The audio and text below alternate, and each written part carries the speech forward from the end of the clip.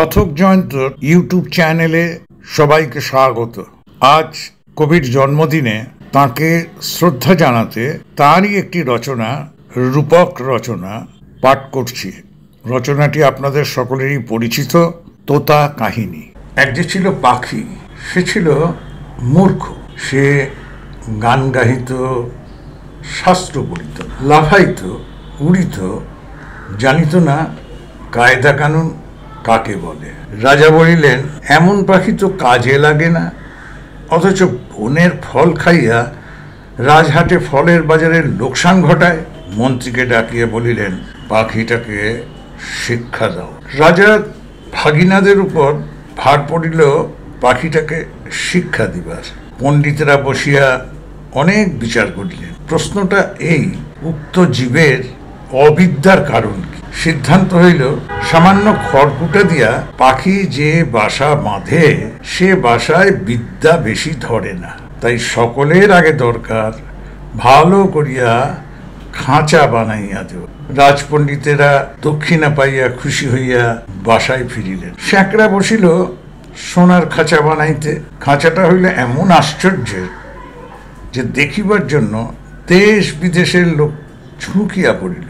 কেহ বলে শিক্ষার একেবারে হদ্দমুদ্ধ, কেহ বলে শিক্ষা যদি নাও হয়, খাঁচা তো হইল, পাখির কি কপাল। স্যাঁকড়া থলি বোঝাই করিয়া বকশিস পাইল।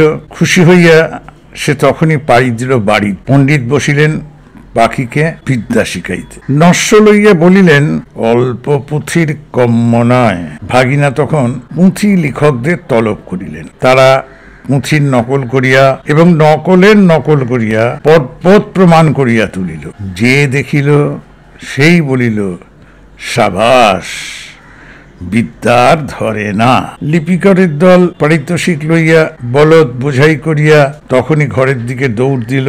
তাদের সংসারে আর টানাটানি রহিল না। অনেক দামের খাঁচাটার জন্য ভাগিনাদের খবরদারির সীমা নাই। মেরামত তো লাগিয়াই আছে। তারপরে ঝাড়া মোছা পালিশ করার ঘটা দেখিয়া সকলেই বলিল, উন্নতি হইতেছে। লোক লাগিল বিস্তর, এবং তাদের উপর নজর রাখিবার জন্য লোক লাগিল আরো বিস্তর।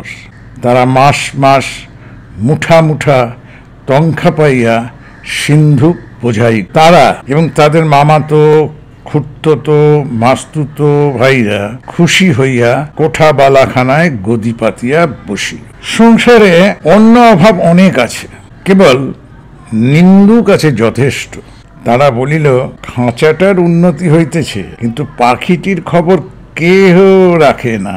কথাটা রাজার কানে গেল। তিনি ভাগিনাকে ডাকিয়া বলিলেন, ভাগিনা, একই কথা শুন। ভাগিনা বলিল, মহারাজ, সত্য কথা যদি শুনিবেন তবে ডাকুন স্যাঁকড়াদের, পণ্ডিতদের, লিপিকরদের ডাকুন, যারা মেরামত করে এবং মেরামত তদারক করিয়া বেড়ায়।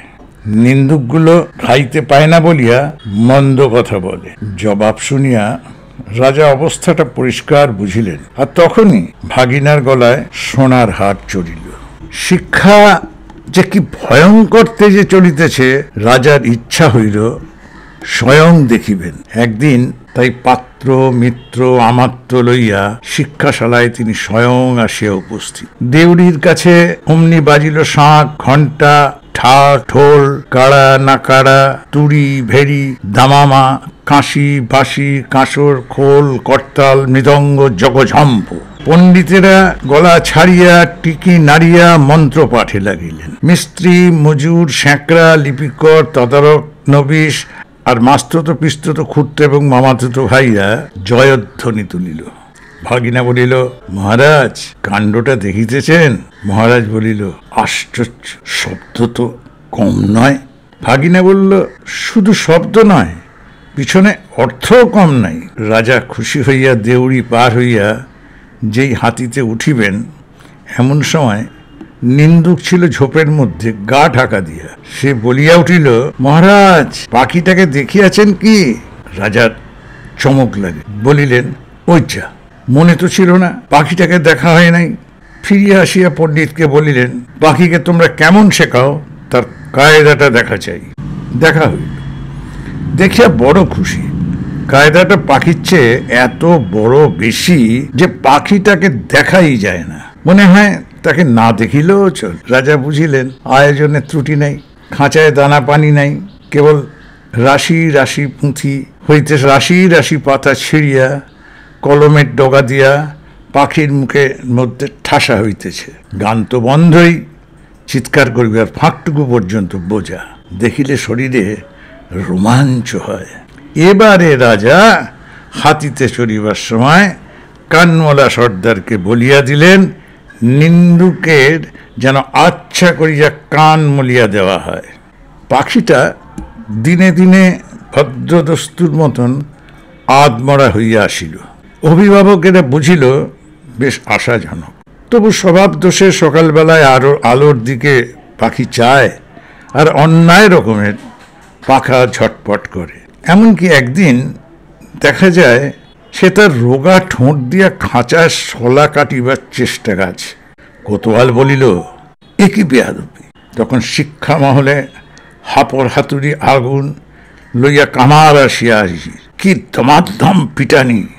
লোহার শিকল তৈরি হইল, পাখির ডানাও গেল কাটা। রাজার সম্বন্ধীরা মুখ হাড়ি করিয়া মাথা নাড়িয়া বলিল, এ রাজ্যের পাখিদের কেবল যে আক্কেল নাই তা নয়, কৃতজ্ঞতাও নাই। তখন পণ্ডিতেরা এক হাতে কলম এক হাতে সরকি লইয়া এমনি কাণ্ড করিল যাকে বলে শিক্ষা। কামারের পসার বাড়িয়া কামার গিন্নির গায়ে সোনা দানা চড়িল এবং কোতোয়ালের হুঁশিয়ারি দেখিয়া রাজা তাকে শিরোপা দিলেন। পাখিটা মরিল কোন কালে যে কেউ তা ঠাওর করিতে পারে নাই। নিন্দুক লক্ষ্মী ছাড়া লটাইল, পাখি মরিয়াছে। ভাগিনাকে ডাকিয়া রাজা বলিল, ভাগিনা, একই কথা শুনি। ভাগিনা বলিল, মহারাজ, পাখিটার শিক্ষা পুরা হইয়াছে। রাজা শুধাইলেন, ও কি আর লাফায়? ভাগিনা বলিল, আরে রাম, আর কি ওড়ে? না। আর কি গান গায়? না। দানা না পাইলে আর কি চেঁচায়? না।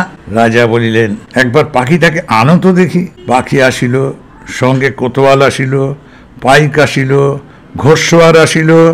রাজা পাখিটাকে টিপিলেন, সে হাঁ করিল না, হুঁ করিল না, কেবল তাহার পেটের মধ্যে পুঁথির শুকনো পাতা খসখস গজগজ করিতে লাগিল। বাহিরে নববসন্তের দক্ষিণা হাওয়ায় কিশলয়গুলি দীর্ঘ নিঃশ্বাসে মুকুলিত বনের আকাশ আকুল করিয়া দিল।